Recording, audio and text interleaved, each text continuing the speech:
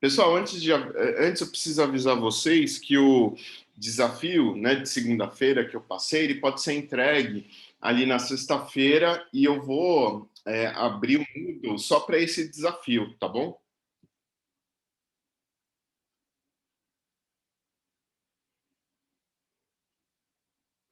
Vamos lá. Grupo 2.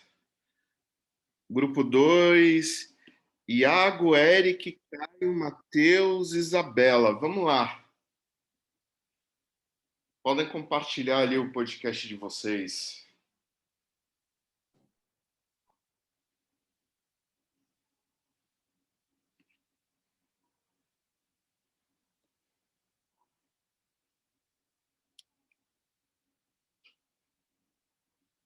Não tem nenhum integrante aqui do grupo? Bom dia, professor. Eu estou aqui, sim, só que eu estou pelo telefone. Está pegando aqui o link para botar aqui.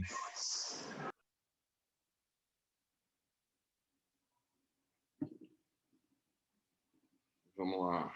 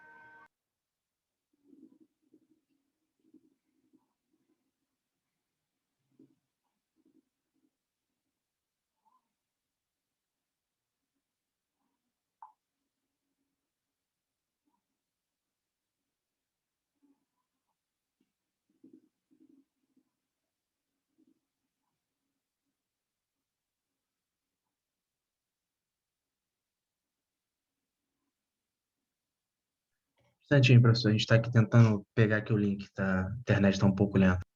Tá.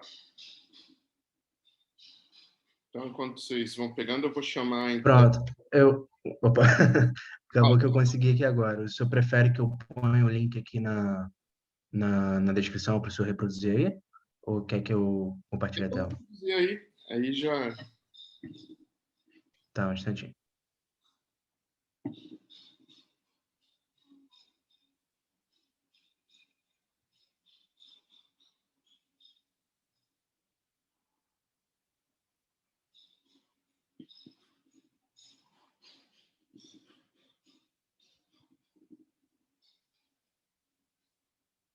Ah, show. Tô conseguindo ver aqui.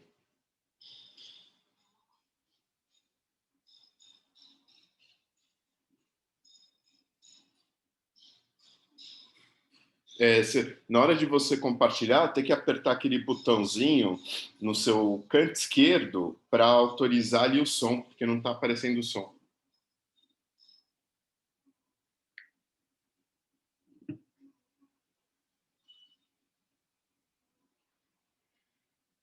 Então, descompartilha, aí compartilha de novo, aí no seu canto esquerdo, no finalzinho, Iago, vai ter lá o botão ali para compartilhar som, vídeo e som.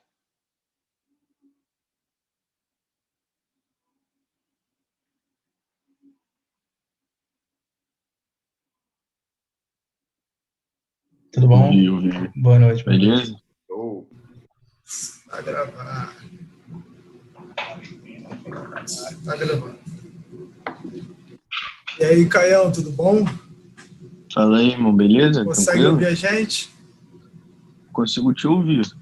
Não sei se tem mais alguém Opa. falando. Tudo bom? Ouvi. Boa noite. Beleza? Tudo certo. Beleza, Iago? Boa noite, Tranquilo? Caio. Tranquilo. Como é que tá? E aí, Caio? Então, a gente veio aqui em função da matéria de Economia da Engenharia, com o professor Roberto Ivo. E cada semana a gente tem que elaborar um podcast com um convidado diferente, é por isso que está aqui hoje, né, como convidado. E é só mais um bate-papo mesmo para a gente falar sobre questões de mercado, questões de economia em geral.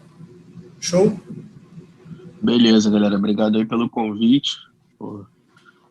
Tô super à disposição aí sempre que vocês precisarem. Beleza? Beleza, vamos começar Beleza. então. Cada um se apresentando. Meu nome é Caio Riet, eu estudo na UFRJ, faço engenharia de produção, assim como eu acho que todos aqui. Sou o Iago Guimarães, também da engenharia de produção na UFRJ. Sou o Eric Guimarães, estudo com o Caio aí, com o Iago, com o Matheus, de engenharia de produção da UFRJ também. Mas tem mais alguém? Não, né? Eu sou o Matheus Mota.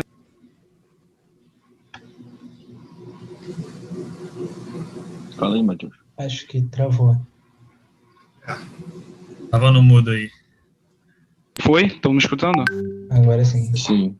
Oi, eu Agora sou foi. o Matheus Mota, também sou da engenharia de produção da UFRJ e estudo com a galera aí. Show. Agora, Caião, se apresenta um pouquinho mais aí, fala onde você trabalha, como você trabalha. Beleza, tranquilo. Galera, eu estudo, ainda não me formei, estudo na UFRJ também. Na PV ali, na Praia Vermelha, eu faço economia, tá? E comecei a trabalhar em 2019, em outubro, na Orama Investimentos, que é uma distribuidora de títulos e valores imobiliários, é uma corretora de investimento. E aí hoje lá eu sou assessor de investimentos e cuido de um grupo de clientes que tem com a gente aí um valor custodiado, né? Então ajudo os caras a realmente fazer aplicações financeiras ali para a vida deles.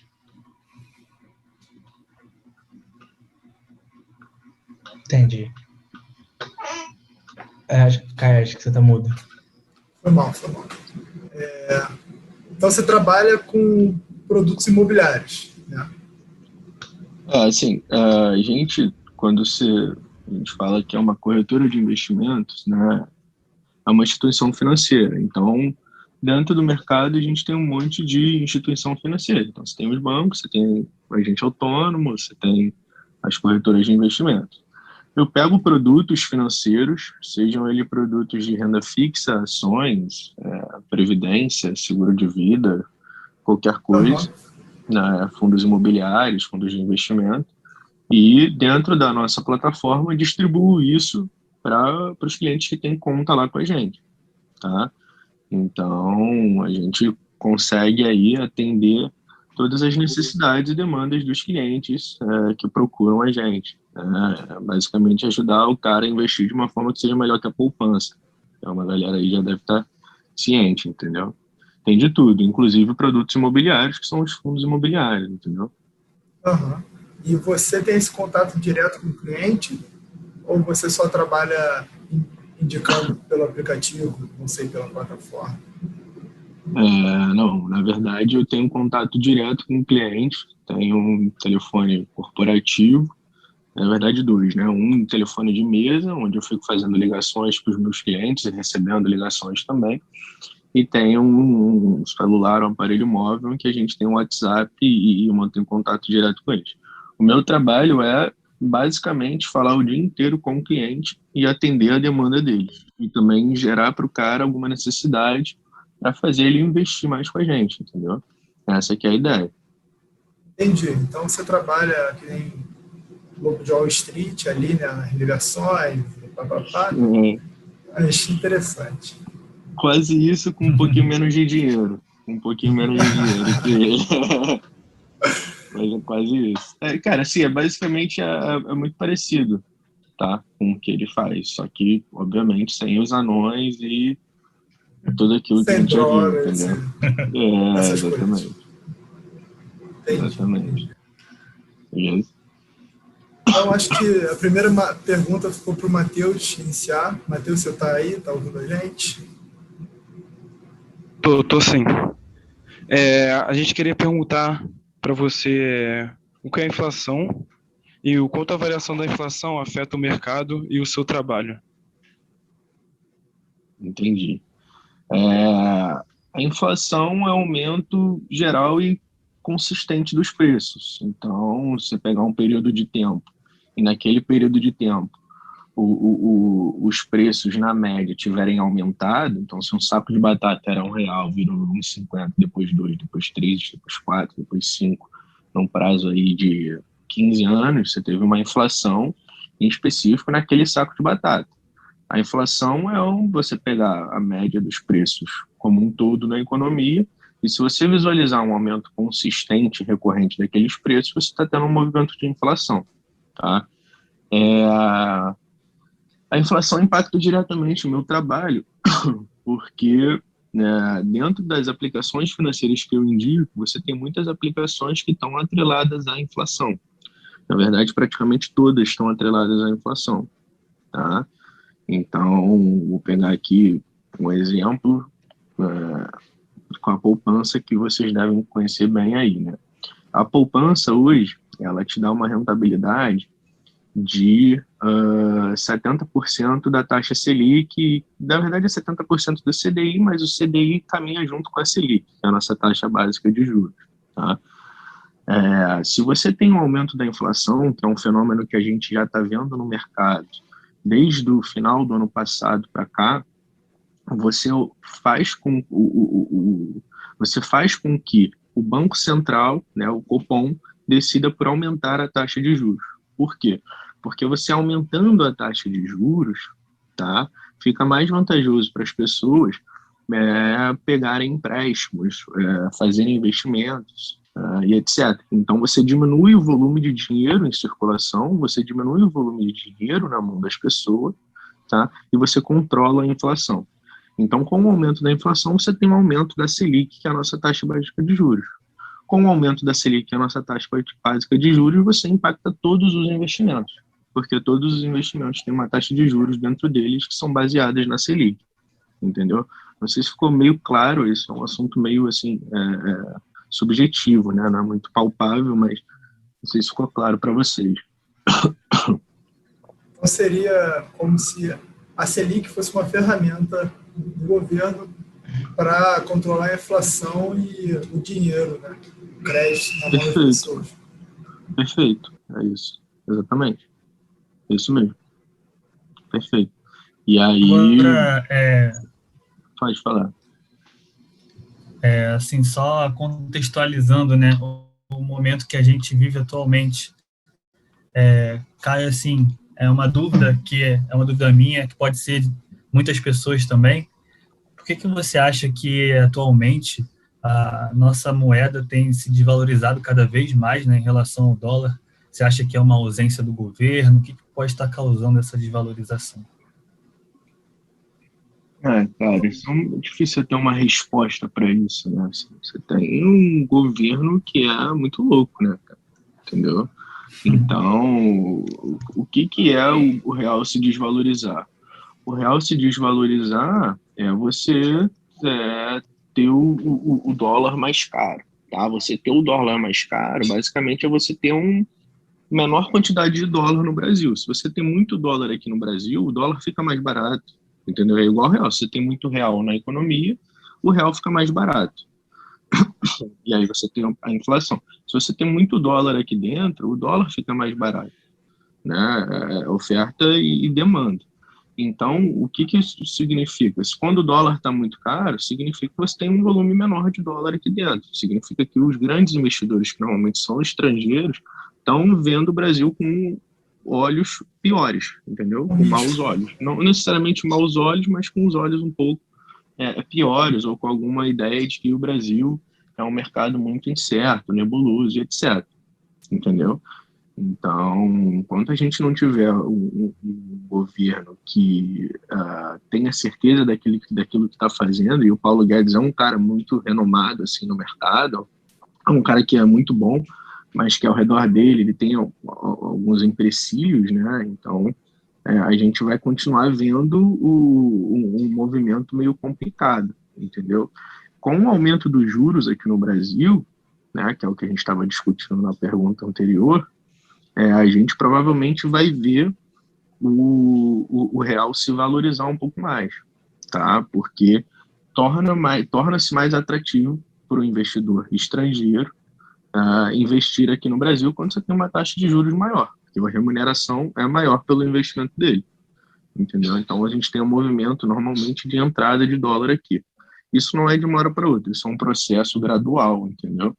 Mas a tendência é de valorização aí do real daqui para frente, de certa forma. Não sei se no longo prazo, mas né, daqui a pouquinho a gente vai ver um movimento aí de desvalorização do dólar, eu espero. Entendi. E aí, então, no caso, você acha que o Copom, com essa previsão de aumento da Selic, isso daí é um prognóstico positivo frente a uma possível desvalorização do dólar, ou melhor, um fortalecimento do real perante o mercado internacional? Ou você acha que os outros fatores vão impedir isso? Não, eu acho que é uma forma, entendeu? Assim, não tem como a gente cravar que isso vai acontecer, né? Mas eles estão tentando, entendeu, cara? Acho que é uma forma de você tentar conter a alta da inflação, principalmente, esse é o objetivo número 1, e contendo a alta da inflação, você, consequentemente, está remunerando melhor os investimentos aqui e, consequentemente, está trazendo para o Brasil os investimentos estrangeiros, entendeu? Então, acho que isso vem a acontecer. Não tem como a gente cravar, porque a gente mora num país em que é tudo muito incerto, é tudo muito nebuloso, entendeu? E hoje é muito fácil você investir nos tigres asiáticos, né, na própria China, nos Estados Unidos. Então, para o cara investir aqui no Brasil, ele tem que ter uma coisa mais atrativa, entendeu? Com a mínima histórica de juros, isso é muito difícil da gente ver, entendeu? Entendi. Esse ano bateu 2,5 a taxa Selic? No ano passado caiu para 2 e agora eles aumentaram para 2,75. Na próxima eles falaram que vão aumentar mais 0,75, deve ir para 3,5, entendeu? Acho que a ideia do Copom lá, foi isso que eles deram de sinalização para a gente. Tá? É porque assim, o que acontece, cara? A gente teve um cenário gigante de pandemia, né?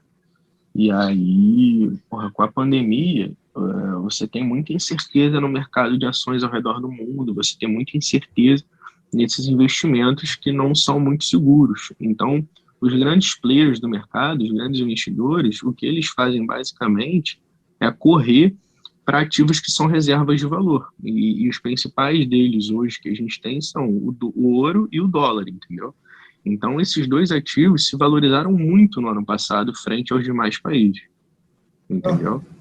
Então, foi basicamente esse movimento que a gente viu e como já está muito valorizado, a gente espera que dê uma recuada, né, daqui a um tempo. Você vê muitos fundos de investimento já que estão vendidos em dólar, apostando na queda do dólar, mas isso ainda não se concretizou, né, galera? Então, assim, é uma coisa que a gente tem ficado bem atento aqui para auxiliar os clientes, entendeu?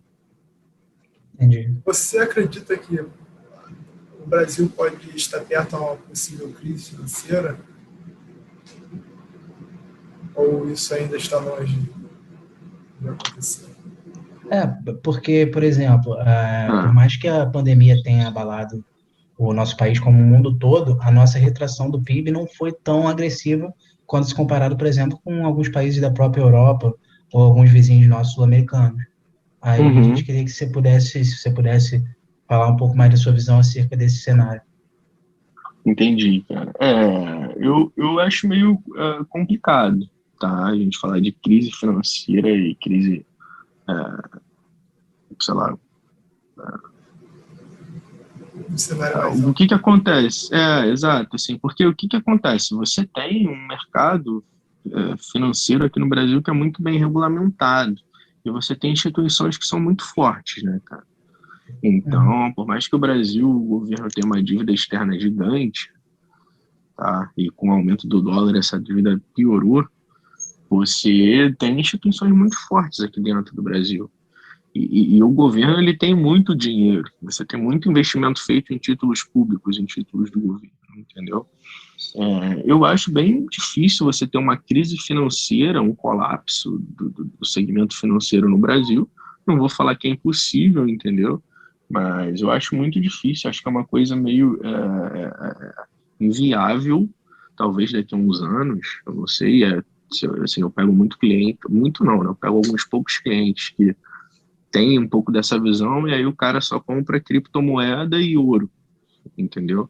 Só que assim, o grosso da população e muita gente que entende de mercado não concorda muito com essa tese de crise financeira, tá? A gente tem um momento bem complexo, bem instável, mas uma crise financeira mais global, assim, cara, mais com colapso, eu acho bem difícil. Você tem instituições muito fortes, né? O Banco Central, instituições regulamentadoras que são muito fortes também, como a Ambima, a CVM, entendeu? Acho isso meio difícil de acontecer, na verdade, entendeu? Em geral, quando a taxa Selic abaixa, isso acaba acontecendo efeito em cadeia, aumentando, não sei, né, aumentando o poder do mercado financeiro. Que as pessoas param de investir em título público e vão investir na bolsa. Isso tem impactado os investimentos da sua empresa? Você acha que vocês ganharam novos clientes durante esse período? Qual é a sua visão sobre esse efeito? Não, faz sentido, cara, exatamente. Tipo, a gente. O que acontece, né? O investimento é risco-retorno. Então, pô, se você vai me dar uma rentabilidade ruim, eu espero no mínimo uma segurança. Entendeu? Matheus, Pessoal, tem alguém com tem como desligar, hein? Diga. só para mutar mesmo o áudio. Isso. Então, Ué, mas estava mutado. Pode prosseguir, cara. Então, assim, se você... O que eu tava falando mesmo, Bruno? Me relembra aí.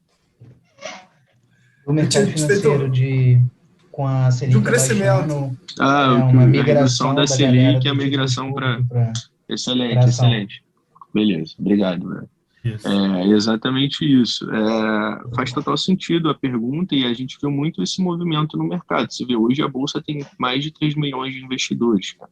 Inclusive, se vocês não fazem isso, vale a pena começar a dar uma olhadinha, porque é uma coisa bacana, assim. E aí, o que acontece? O investimento, ele é risco-retorno, é aquilo que eu estava falando. Se eu espero uma rentabilidade ruim, eu espero, no mínimo, uma segurança alta. Quando eu tenho, né, um título seguro, que é um título do governo, o investimento mais seguro que a gente tem, me pagando uma taxa de juros legal, um rendimento legal, e aí em 2015, 2014 você tinha aí a Selic a 15%, 14%, eu não lembro os números direito, mas era nessa faixa, entendeu? Sim.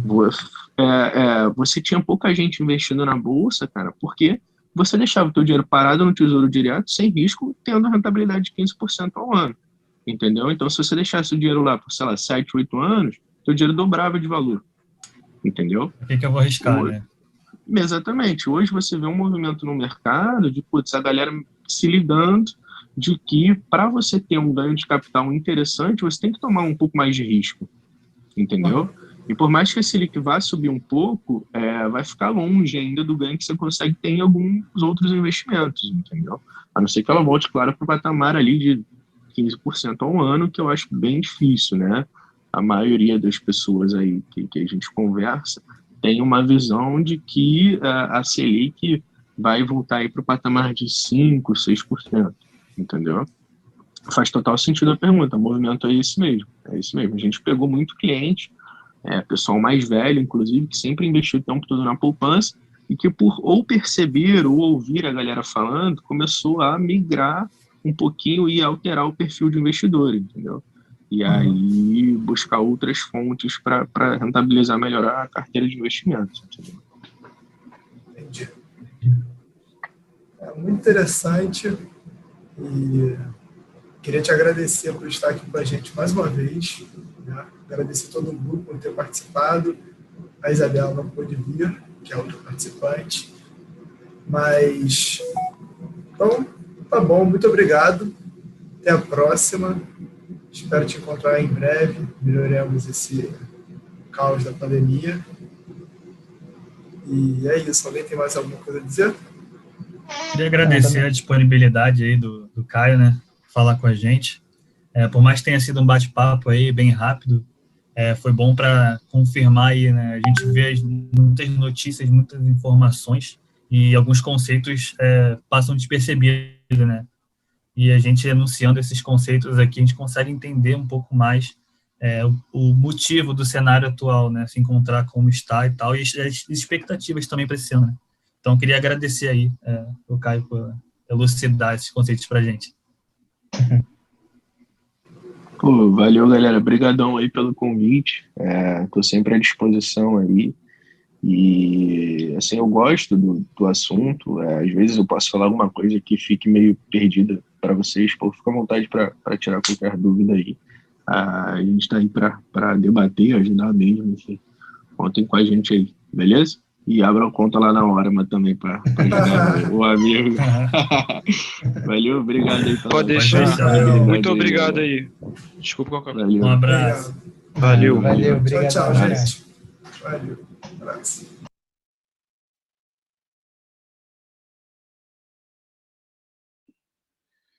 Beleza, show de bola, gente.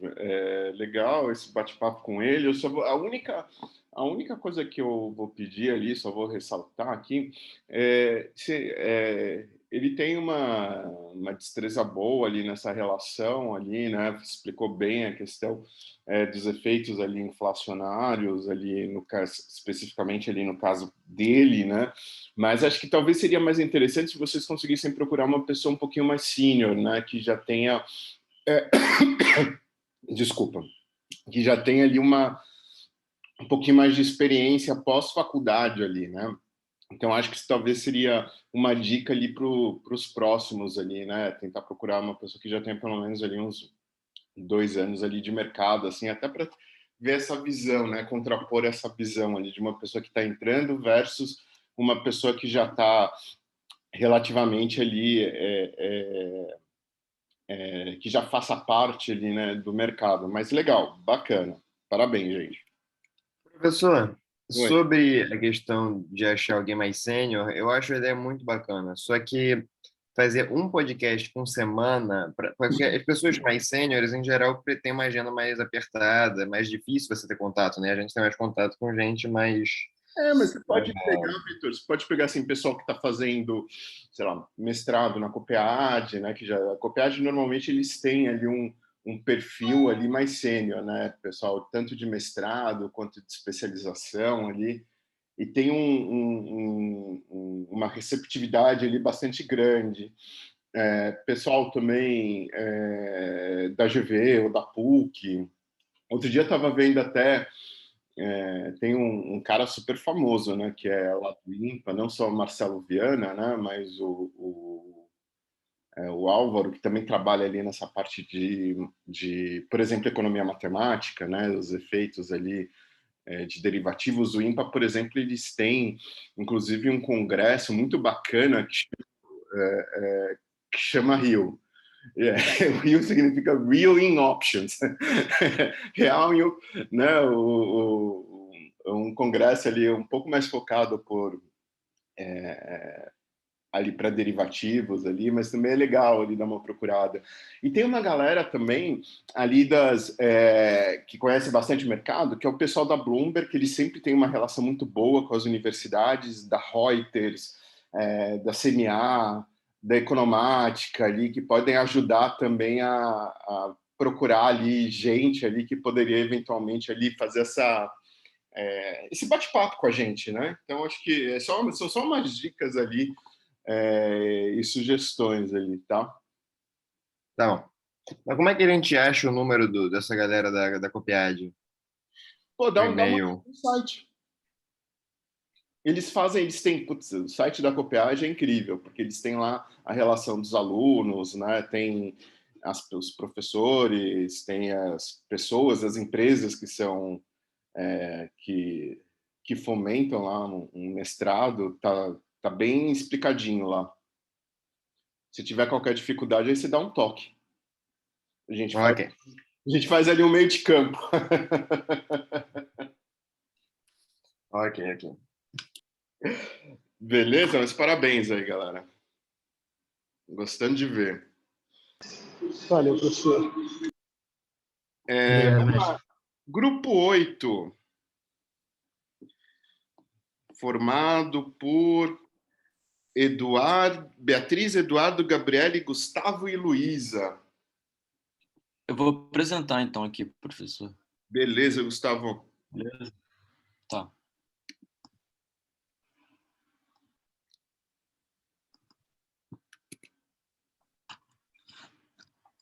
Tá dando para ver direitinho? Tá.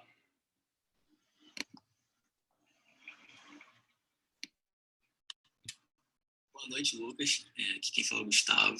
Então, para começar nosso bate-papo hoje, será que você poderia se apresentar e contar um pouquinho da sua trajetória, da sua área de hoje na SPX? Claro. Então, meu nome é Lucas Salek, tenho 21 anos. Eu entrei em 2018 na eletrônica na FRJ. O motivo de eu tentar engenharia eletrônica foi porque eu fui atrás assim, de uma engenharia um pouco mais... que eu ralasse um pouco mais, eu fui até influenciado por gente na família e tal. Ainda não sei se foi uma boa escolha, mas aprendi bastante sobre alguns conceitos mais avançados de matemática. Acredito que acabei desenvolvendo bastante. Só que sempre quis algo mais relacionado com negócios. Sempre foi desde novo, achei que a engenharia ia ser uma boa base, lógica, matemática, mas sabia que no futuro estava muito mais na parte de ou finanças, ou gestão, coisas mais relacionadas a negócios. Foi com isso que no segundo período eu entrei na Liga de Investimentos da FRJ. Foi uma experiência assim, que realmente mudou minha vida. Foi lá que eu conheci de fato o mercado financeiro por dentro e vi que era de fato o que eu queria trabalhar. Lá a gente visita bastante gestora, a gente faz diversos desafios focados em mercado financeiro, e eu passei cerca de 2 anos lá, até que no final eu me tornei presidente também durante um período, e no final de 2 anos, em outubro de 2020, eu comecei, na verdade, em dezembro de 2020, eu comecei um summer job numa gestora em São Paulo chamada Constellation, que é uma gestora tradicional no fundo de ação. Eu fiz principalmente a parte de análise de equity, de ação, junto com data science. Então, eu meio que ajudava o analista na decisão de investimento dele, trazendo dados alternativos do mercado. E isso foi super importante ter um background, né, de tecnologia e mercado financeiro. E quando eu acabei o summer job, eu entrei na SPX Capital, que também é uma gestora tradicional aqui do Rio de Janeiro, com cerca de mais de 40 bilhões sob gestão. E hoje eu estou na parte de risco de crédito. E estou lá há cerca de um mês, mais ou menos, mas já aprendi bastante e foi assim que eu cheguei onde eu estou. Entendi. Legal, cara.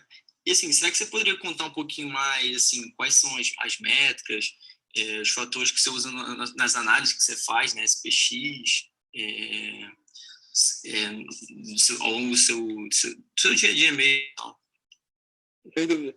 Então, existem alguns fatores de análise, né?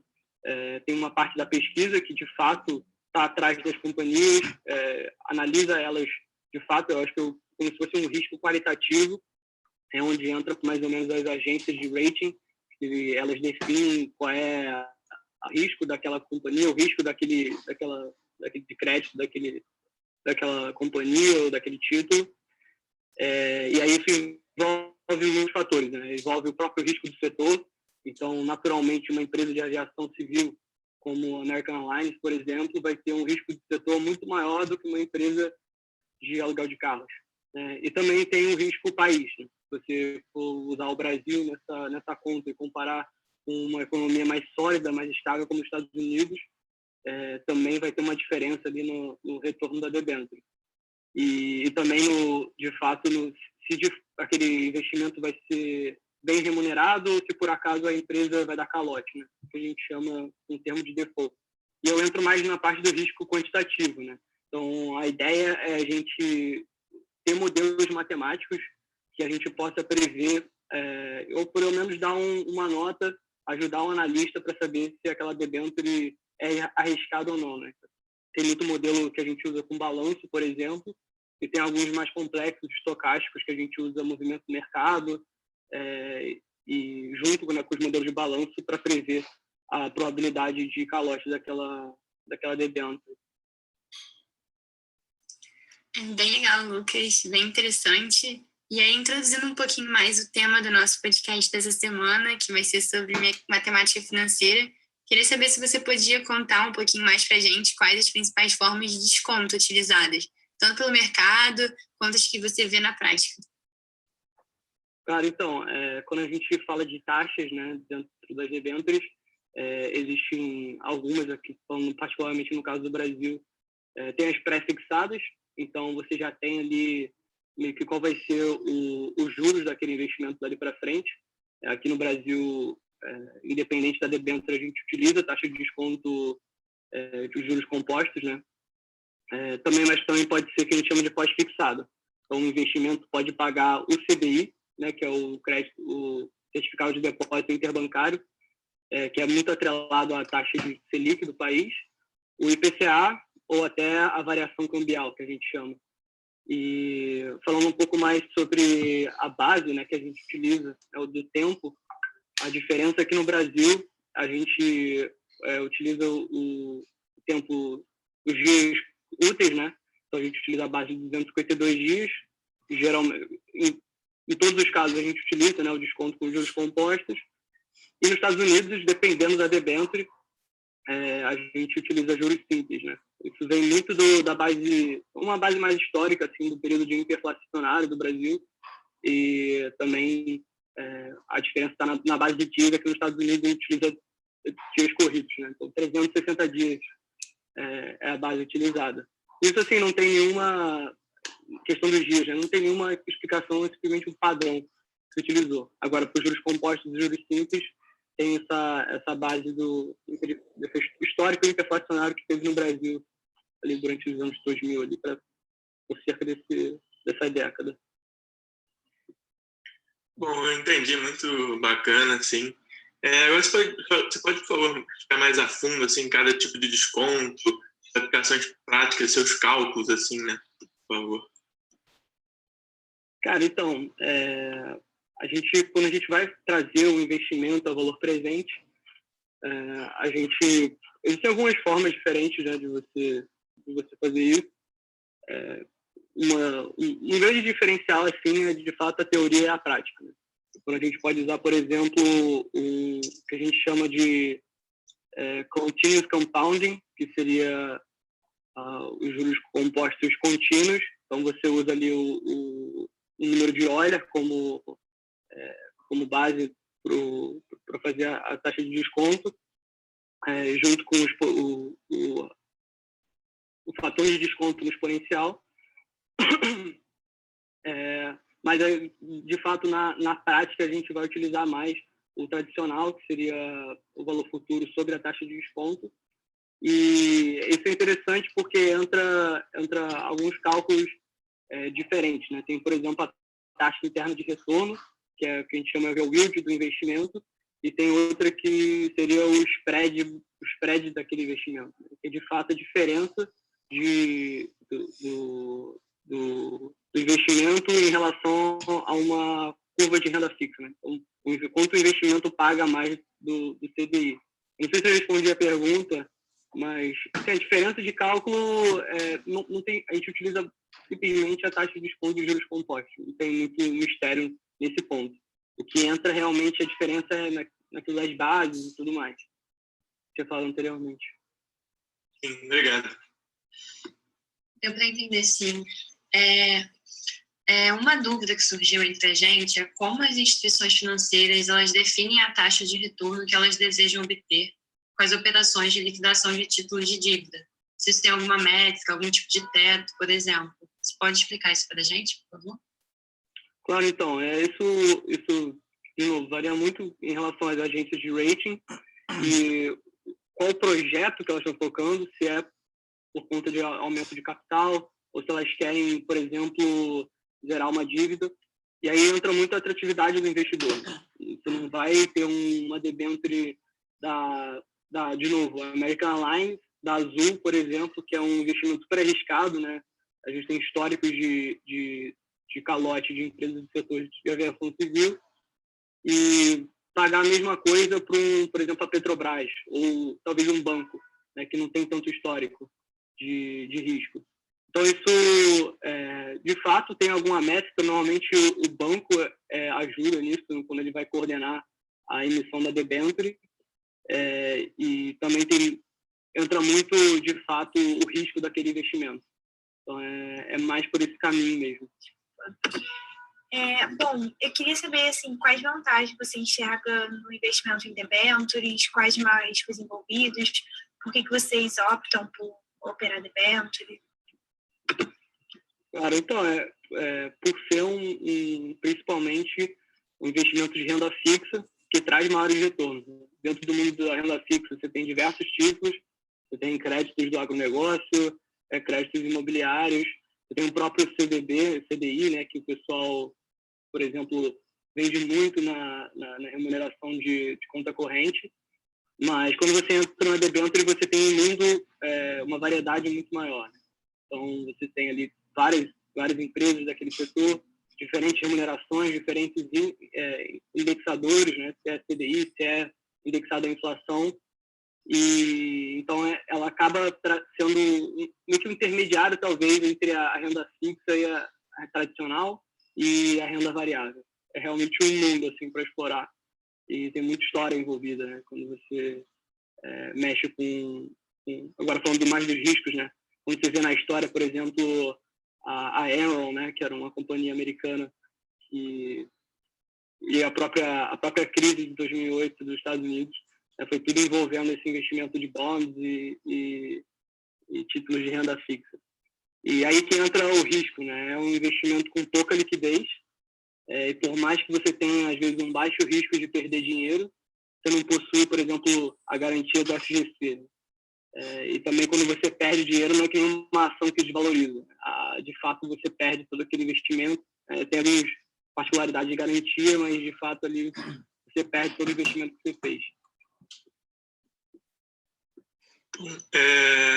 Existe alguma comunicação entre a área que você trabalha e a área de análise de empresas, já que você falou que analisam a empresa mesmo, por exemplo, o risco dela quebrar, por exemplo, analisam também os balanços, né? Então, existe alguma comunicação assim dentro da empresa, dentro da expertise? Claro, sim. Eles sempre querem saber, por exemplo, a correlação daquele setor e com aquela empresa em relação a risco de default, por exemplo. Você pegar, um analista de crédito não vai pegar dados desde, por exemplo, 1990 e fazer essa comparação, sabe? Eles estão muito mais focados na empresa. E fora isso, assim, existe um canal muito próximo que é a própria contabilidade. Né? Por exemplo, você tem que imprimir de dados de balanço, você tem que saber isso na ponta da língua, assim como o analista, né? Porque isso entra em algumas métricas de risco quantitativo de crédito. Bem legal. E aí eu acho que a gente queria fazer uma pergunta um pouquinho mais geral e pedir indicação de livro, pedir indicação de filme, assim, o que você acha que seria interessante para a galera se informar um pouquinho mais nesse assunto. E também quais setores que você tem, sei lá, um pouquinho mais de dificuldade para analisar, os setores que você tem mais afinidade. Claro, então, dica de filme, eu acho que é o The Big Short, né? A Grande Aposta, é um ótimo filme. Também tem The Smartest Guys in the Room, que é a história da Enron, que é tanto um filme quanto um livro. E de livro técnico, assim, se o pessoal quiser se informar, tem o do Hole, que é um livro, assim, no-brainer, assim, para o pessoal que quer mercado, quer mexer um pouco mais com derivativos, às vezes instrumentos mais complexos de risco. E, cara, setor, eu acho que isso não entra muito comigo, porque as coisas vão um pouco mais chegadas, assim, para mim. A gente mexe mais com o modelo, mas com certeza o setor de aviação civil é sempre, que eu já mencionei aqui várias vezes, é sempre um problema, fora também empresas estatais. A gente acha que às vezes tem garantia do governo, mas você nunca sabe quando uma empresa vai deixar de pagar. E é de fato um ambiente um pouco mais obscuro, assim. Legal. E aí, só para complementar, a gente também queria saber um pouquinho mais se vocês chegam a usar algum tipo de software para tratar os dados que vocês recebem, ou se vocês usam mais Excel, como é que vocês fazem isso? Não, a gente não usa Excel. Na verdade, é uma transição, assim, acho que do mercado não usar Excel. É um processo que roda, estou brincando.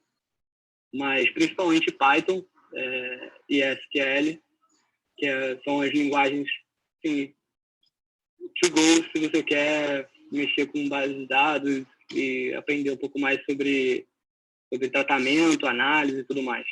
E, obviamente, a parte de visualização a gente faz muito com Power BI, assim, um tema super interessante para se aprender. E é isso.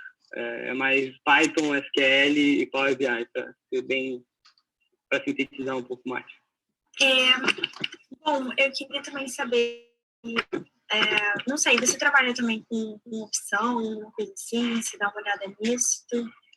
Sim, dentro de crédito tem muitas ferramentas, né? Você estuda a crise de 2008, inclusive foi uma delas que quebrou, que foi chama de Synthetic CDO, mas uma das mais tranquilas seria o CDS, por exemplo, que chama de Credit Default Swap, né? Que é um derivativo que basicamente, vamos supor que existem duas empresas, uma tem às vezes consegue emitir uma debênture, tem mais afinidade com o banco e faz uma taxa pré-fixada de 14%, enquanto outra empresa só consegue ter CDI mais 5%, vamos supor assim.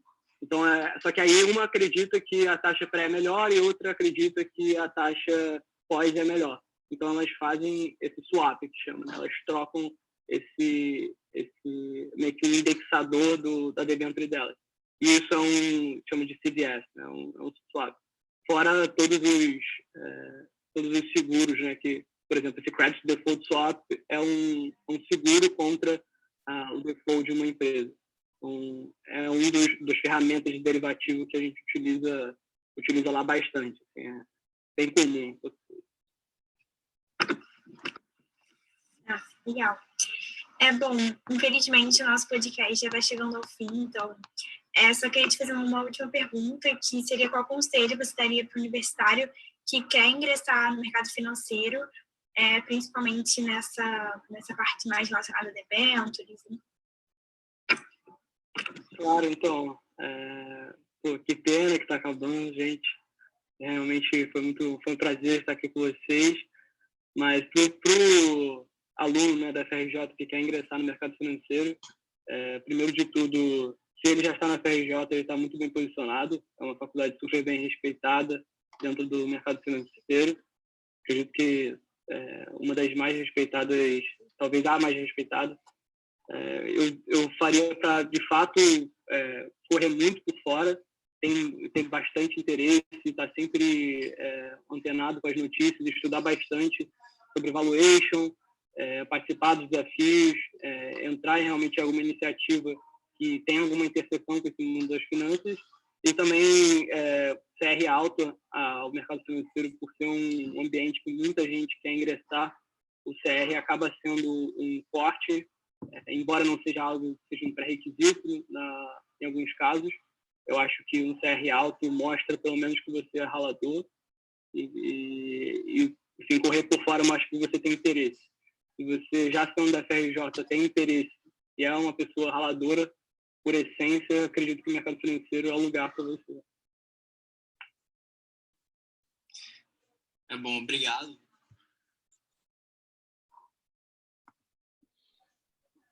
Pô, legal, galera. Eu gostei. O Lucas é nosso ex-aluno ali. Muito bacana ter ele participando ali, né, desse podcast, falando com tanta propriedade ali nessa área de crédito. E um dos pontos ali interessantes ali que ele mencionou é que, né, o CD, assim, além das agências de rating, né, que elas são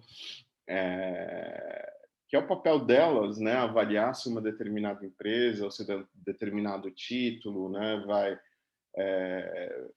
vai ser, digamos, caloteiro, né? Então você compra, então ele te dá mais ou menos uma noção de probabilidade ali de calote ali daquele determinado título.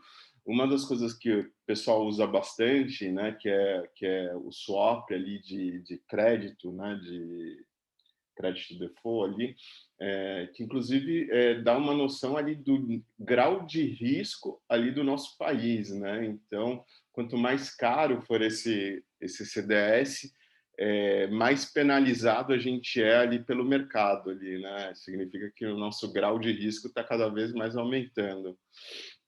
Ficou bem bacana, gente, bem bacana mesmo. Aí, professor, obrigado. Obrigada. Gente, vamos para o grupo 8. Desculpa, grupo 5, perdão. Que aí, deixa eu só confirmar aqui. Fernanda, Marcele, Marcelo, Ricardo e Natan.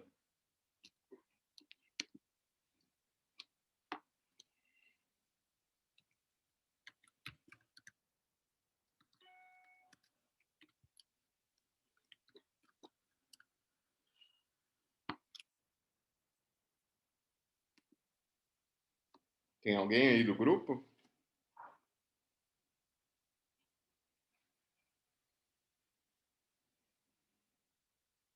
Não? Então, beleza. Então, a pedido, grupo 3. Giovana, Pedro, Silva, Bruno e Bernardo, é isso? Isso, certinho. Então, vamos lá. Vou pegar o link aqui.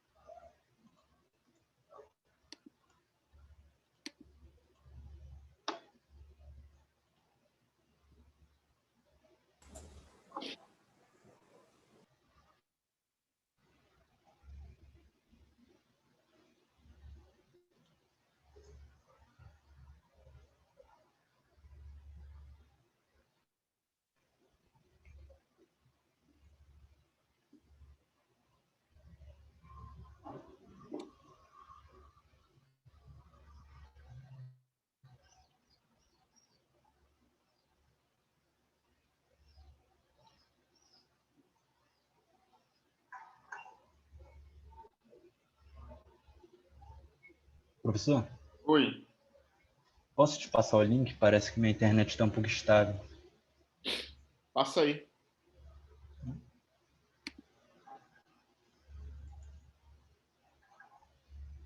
Passar aqui no chat.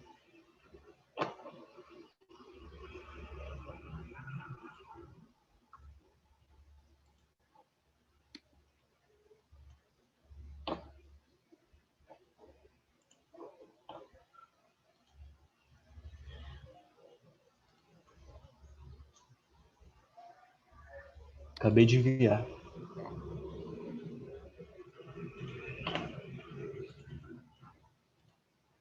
Boa noite, eu sou a Giovana Moraes, estou aqui.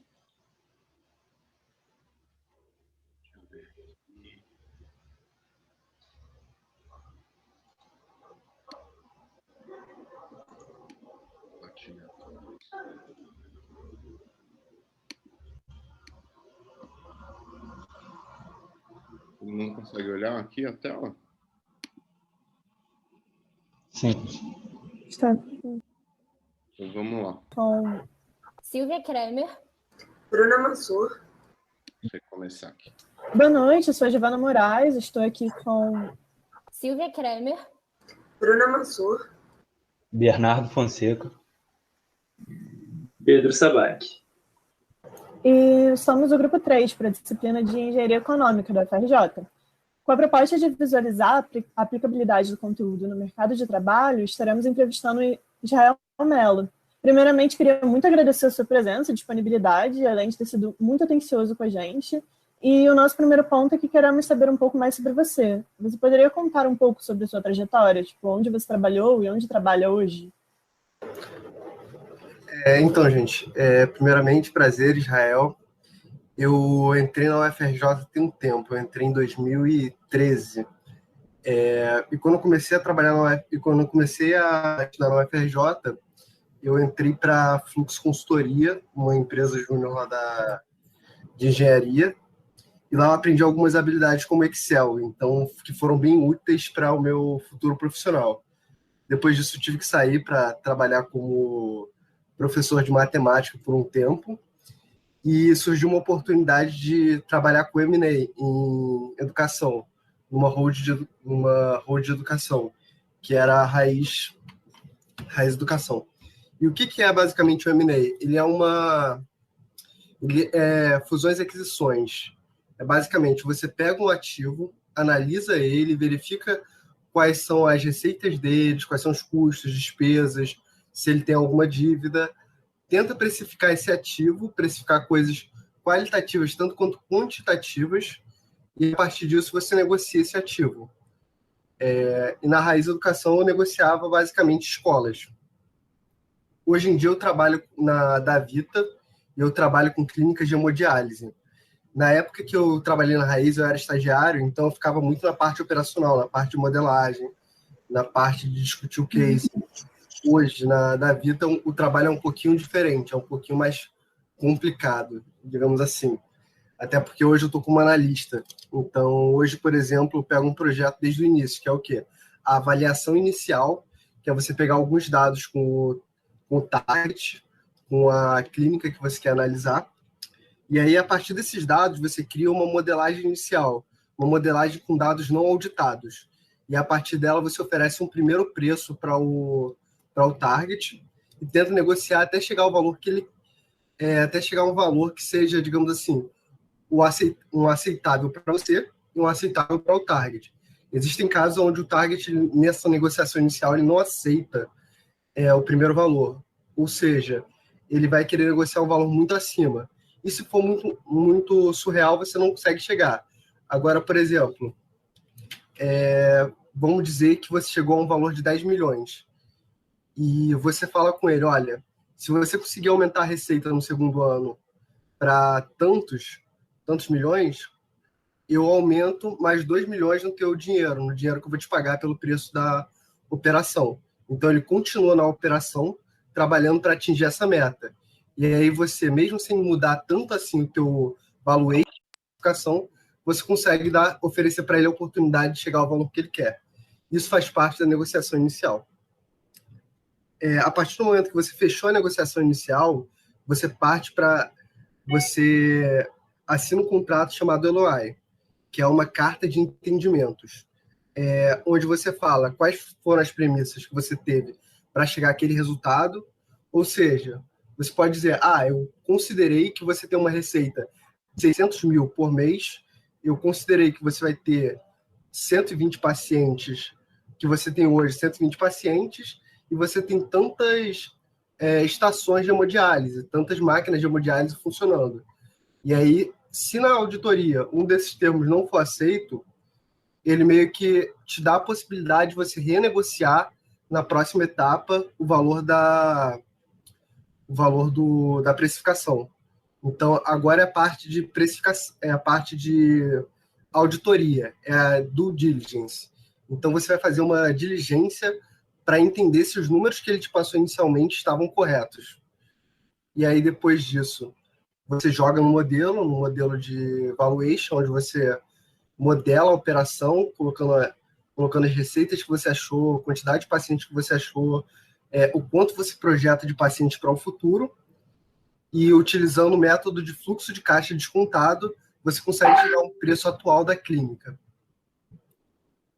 E aí, a partir disso, você vai partir para a negociação final, e depois disso, se for aceito o preço, aí você fecha o contrato, todo mundo sai feliz com o dinheiro no bolso, e parte para a integração, que é colocar a operação da clínica para dentro da tua operação, para dentro da hold. Entendeu? Então, por exemplo, coisas que acontecem. Quando você trabalha com uma hold, você tem a economia de escala. Você ganha com sinergia, você ganha poder negociar com os fornecedores preços mais baixos. Então, você tem que trazer a clínica para o teu universo, entendeu? Basicamente isso que eu faço. Basicamente essa é a análise de valuation que eu faço, principal. Entendi. Israel, eu só fiquei com uma dúvida. Na época que você trabalhou com fusões e aquisições na holding de educação, né, analisando as escolas, quais foram os critérios que vocês estabeleciam para realizar a modelagem financeira nessas escolas? Então, os critérios eles vão ser sempre o mesmo, assim, sempre bem parecidos no sentido. É sempre o cliente que você tem. Para uma escola, o cliente é um aluno. Para uma clínica, os clientes são os pacientes. Você vai ter o critério do ticket médio. Então, você vai ter que entender em quanto esse cliente está disposto a gastar com o teu produto. Você tem a criação de valor que você gera para o cliente, tá? Seja ele qual for, seja ele paciente ou aluno. E como é que você faz? E como é que você analisa essas coisas, sabe? Você pega os dados dele, pega a receita dele, o balancete dele. O balancete ele possui tanto o balanço quanto o DRE. Então você consegue analisar a receita, custo, despesa dele do ano. Você vê o que ele, quanto de margem ele consegue realizar hoje, aonde estão os principais custos dele. Você vê se você é capaz de reduzir esses custos. Você entende se a operação dele tem alguma peculiaridade. Por exemplo, escola. Escola é basicamente o professor e o aluno conversando. Então, você tem o custo do professor, você tem o custo da infraestrutura, você tem o custo do pessoal da equipe administrativa, equipe de limpeza, tem vários custos envolvidos nisso. Mas existem escolas que têm laboratórios, então é um custo a mais que você vai ter que modelar para a operação. Então, o principal do meu trabalho é entender como é que funciona a operação e levantar quais são os principais drivers de cada operação. Mas, assim, você tem os drivers gerais, e para cada operação você vai ter os drivers particulares, coisas que ela vai ter que nenhuma outra tem, ou coisas que ela tem e uma outra operação em outro lugar bem diferente tem, sabe? Casos especiais. Entendi. Acho que respondeu sim. Eu estava com uma dúvida parecida com a dela, mas... No caso, você disse que a metodologia é parecida para todas, mas depende dos drivers específicos de cada operação, certo? Você pode falar um pouco desses drivers específicos para a empresa atual que você trabalha, das clínicas de hemodiálise? Então, bora lá. Primeiro a gente precisa entender o que é uma operação de hemodiálise.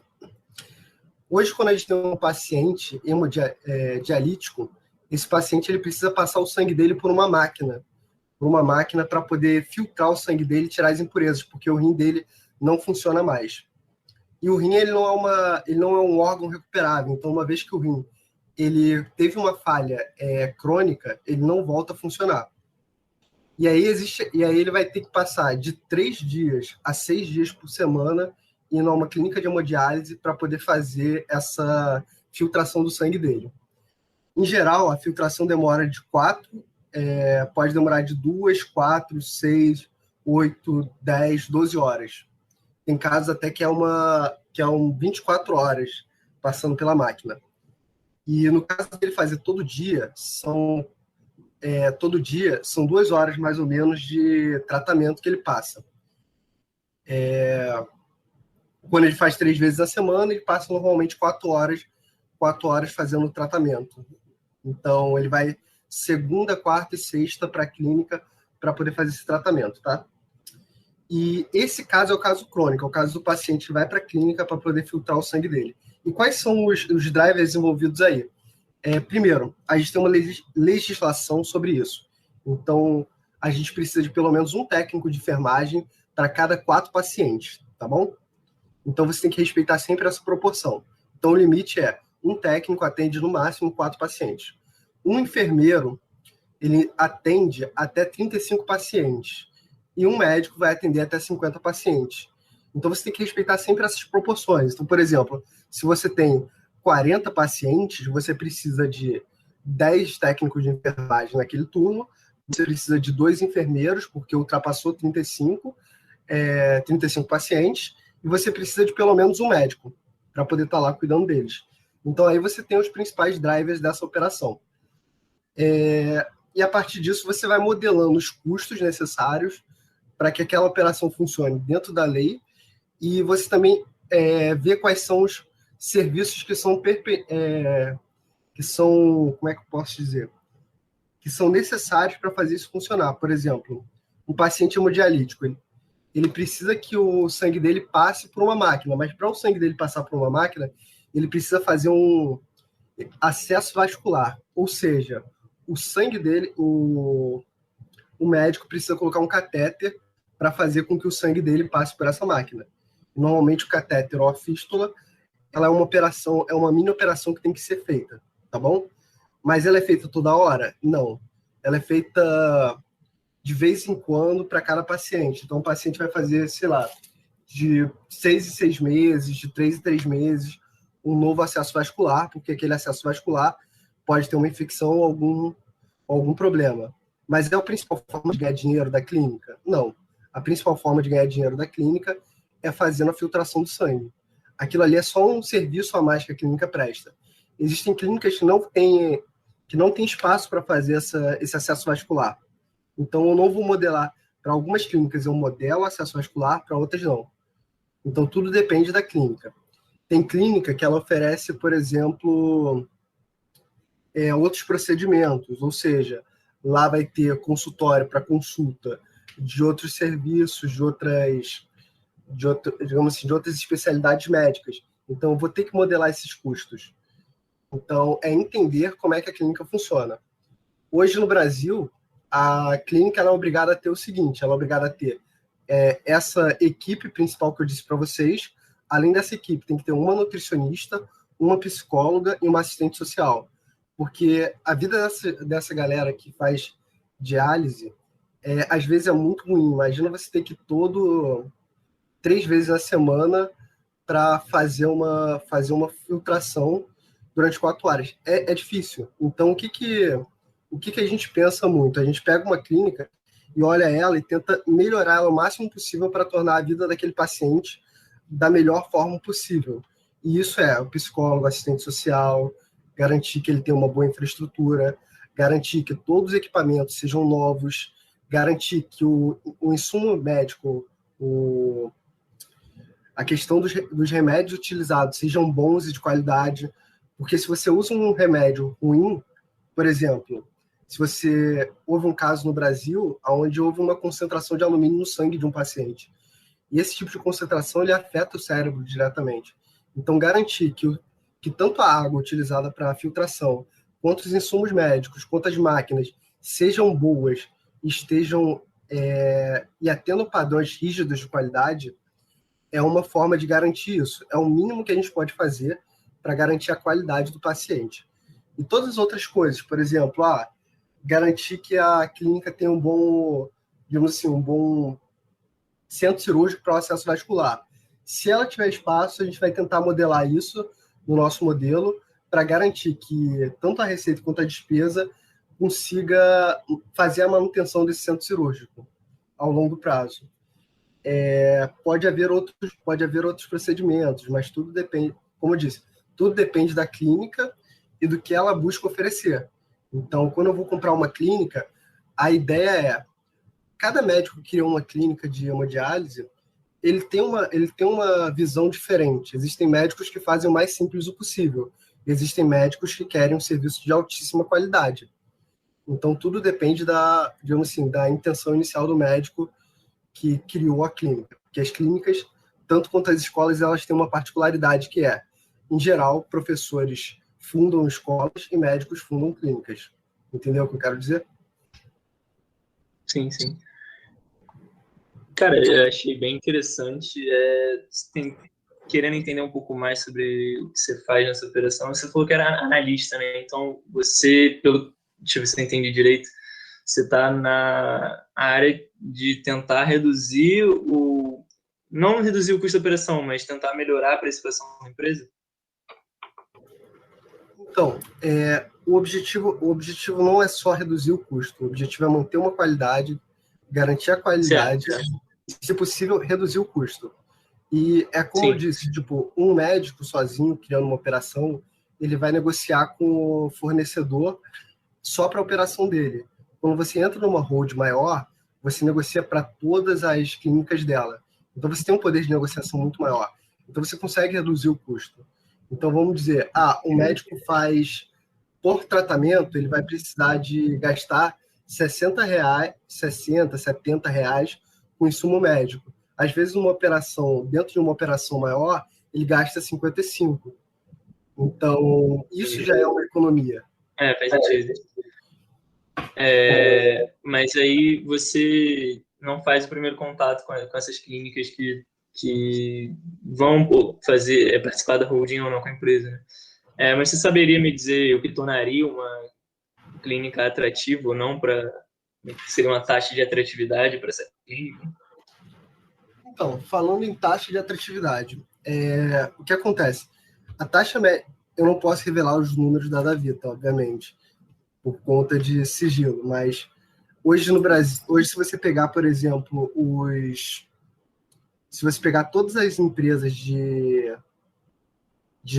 nesse ramo de saúde, elas têm algumas, como é que posso dizer? Elas têm um percentual de retorno. Então, em geral, da última pesquisa que eu fiz, está 12,9% a taxa de retorno média das empresas de saúde abertas em bolsa. Então, você pega, digamos assim, a média vai ser sempre bem parecida com essa, se você for analisar uma clínica, e para garantir que ela dê um retorno atrativo para o setor, ela tem que estar sempre acima desse percentual médio. Entendeu? Então, quando você vai modelar... Então, vocês analisam então o retorno que vocês tiveram a partir comparando com essa taxa média das empresas de saúde. Exatamente. Entendi, fez sentido. Depois eu posso, inclusive, passar para vocês essa pesquisa. Mas a análise é essa. Você pega você modelou a clínica como ela deve ser. Tá bom? Modela a clínica como ela deve ser. É a primeira modelagem que você faz. Para analisar o que hoje o target faz. A segunda análise que você faz é fazendo ela dentro do teu sistema. Então, o que é fazer dentro do teu sistema? Troca os custos dela, que são possíveis de serem trocados, pelos teus custos. Então, ou seja, se hoje eu consigo comprar um remédio mais barato, eu vou colocar o valor daquele remédio mais barato. Se hoje eu tenho alguma prática para todas as minhas clínicas e essa clínica que eu comprei não tem essa prática, eu vou colocar ela com essa prática. Então, eu vou modelar como ela é hoje e eu vou modelar como ela seria dentro do meu sistema. E aí eu vou comparar. Ela gerava mais valor com o cliente, com o target, ou ela gera mais valor comigo? Porque existem esses casos. Existem casos que o target tem práticas que não são, como é que eu posso dizer? Não são muito boas, mas que economizam dinheiro. E aí, analisando essas duas informações, você vê o seguinte, você vai ter um VPL, que é o valor presente líquido da empresa, tá? E aí, além do VPL, você vai ter a TIR, que é a taxa interna de retorno. A taxa interna de retorno ela tem que ser comparada com a taxa média de atratividade. E se a taxa interna de retorno for abaixo da taxa média de atratividade, não é bom você comprar ela, tá bom? Esse é o primeiro ponto. Mas o que acontece? Você sempre pode ter premissas mais ousadas. Ou seja, eu posso falar o seguinte, eu modelei que eu vou conseguir 10 pacientes no primeiro ano, 8 no segundo, 6 no terceiro e assim por diante. Eu posso falar o seguinte, cara, para essa empresa ser atraente para mim, eu preciso conseguir 15 pacientes no primeiro ano, eu preciso conseguir 12 pacientes no segundo ano, então eu aumento um pouquinho a minha aposta. Para o quê? Para aumentar a minha TIR. Mas quando você faz isso quando seu análise de mercado permite que você faça isso e você pode oferecer um earnout para o médico, para o sócio, falando o seguinte, olha, eu vou te pagar a mais do preço anterior, que eu te ofereci anteriormente, se você tiver um resultado melhor. Então, ou seja, eu abaixo o preço para minha TIR ser melhor e tudo que for a mais, tudo que for essas premissas mais ousadas, eu ofereço como earnout, eu ofereço como um bônus caso ele atinja a meta, caso ele atinja essas metas mais ousadas. E aí o que acontece?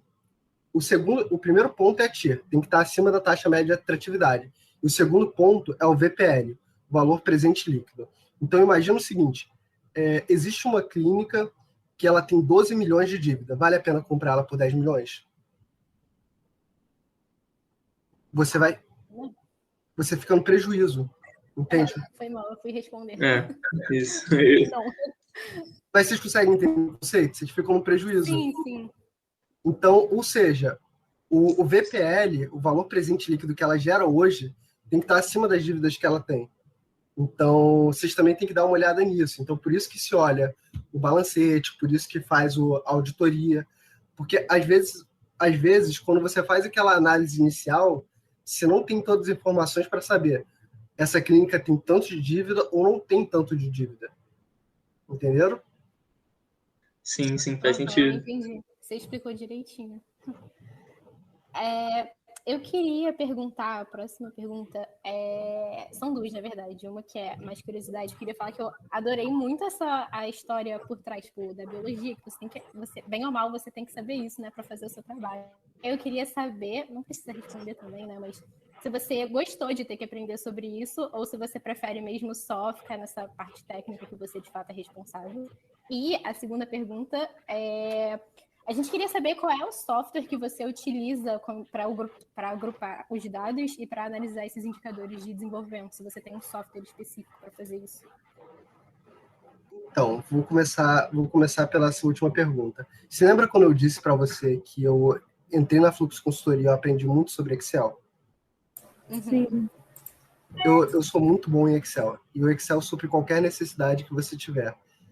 E, na verdade, você consegue realizar, inclusive, algumas análises, inclusive em calculadora, se vocês quiserem.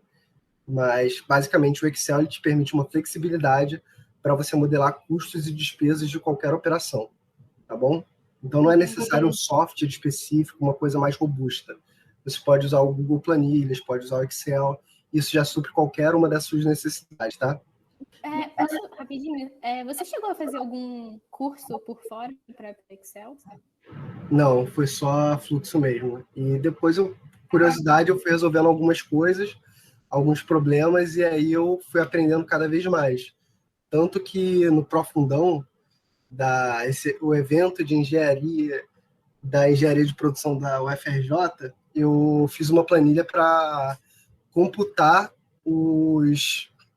para guardar informação sobre os alunos, porque a gente tinha que fazer uma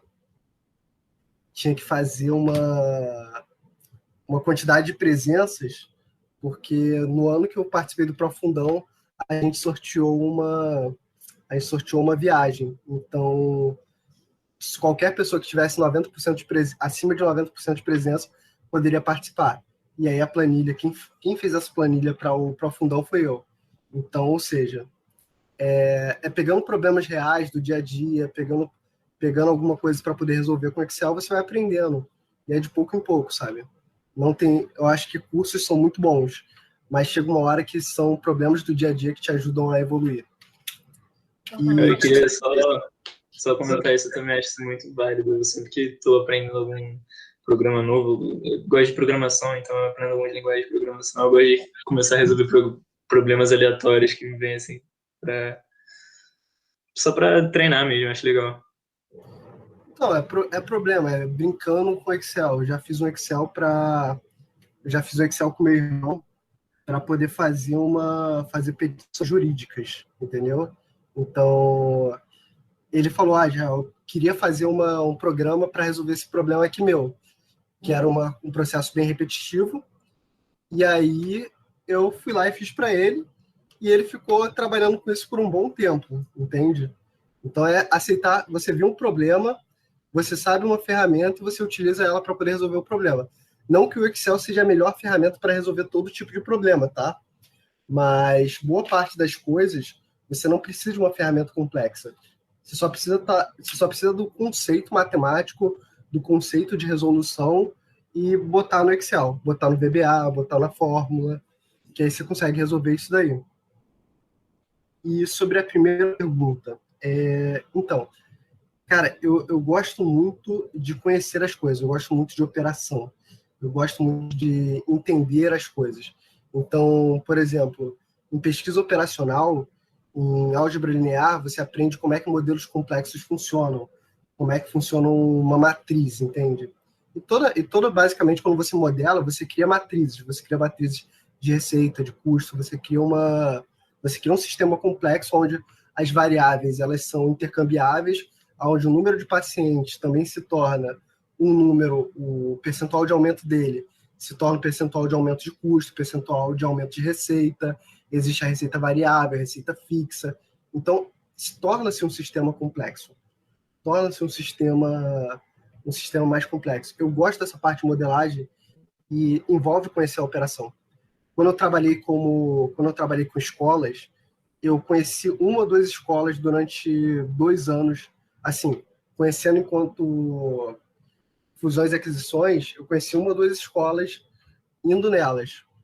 Como analista, eu já conheci pelo menos umas 20 operações, umas 20 clínicas diferentes, onde você vê uma realidade totalmente diferente da outra.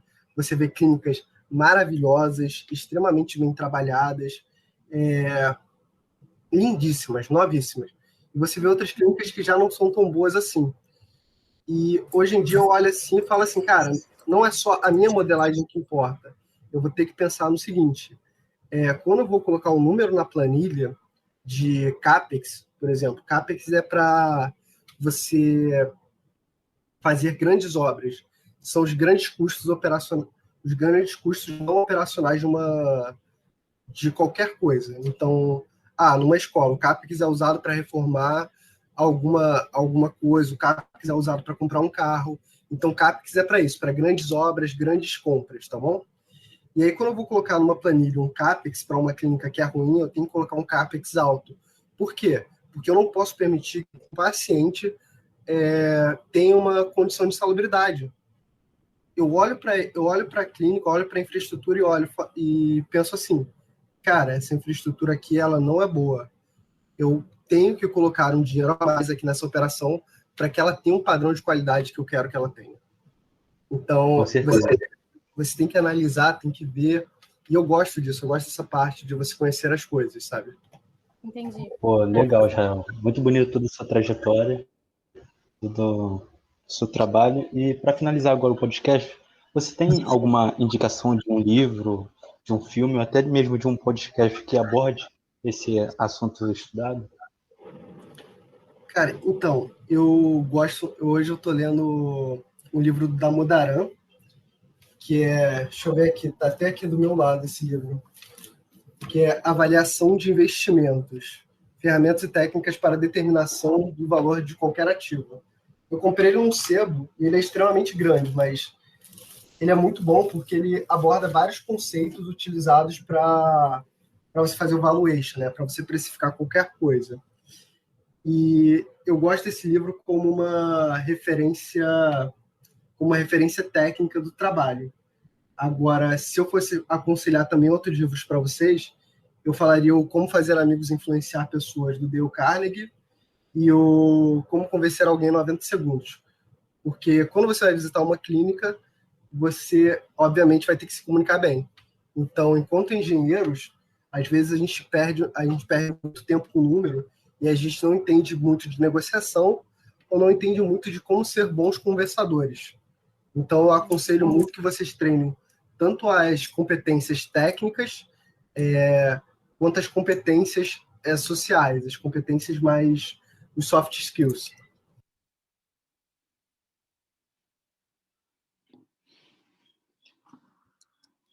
E aí, galera, gostaram? Eu achei muito legal ali